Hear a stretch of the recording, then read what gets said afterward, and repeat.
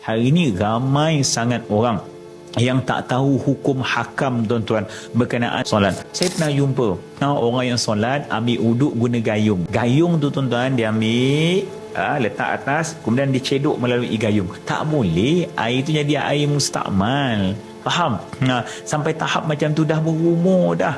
Kadang-kadang buat ala kadar je, sapu dekat muka tuan-tuan. Jangan, belajarlah tuan-tuan. Kita solat ni, hari-hari kita solat. Letih tuan-tuan mendisiplinkan diri dengan solat.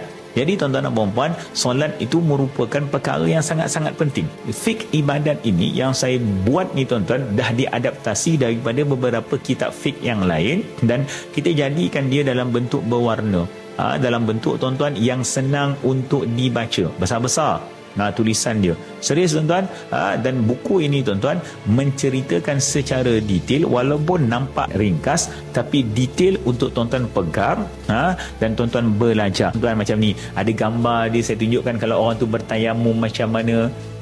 Faham tak tuan-tuan? Ada gambar ni. Dia ada gambar, nampak? Kalau bertayamum tuan-tuan, macam mana cara nak buat, kita tunjukkan tuan-tuan, supaya tuan-tuan mudahlah untuk mengamalkannya. Faham? Siap ada gambar supaya tuan-tuan mudah untuk faham, dan ia tuan-tuan senang untuk dibaca. Walaupun tuan-tuan tak ada yang mengajar, tuan-tuan boleh faham dengan sendiri.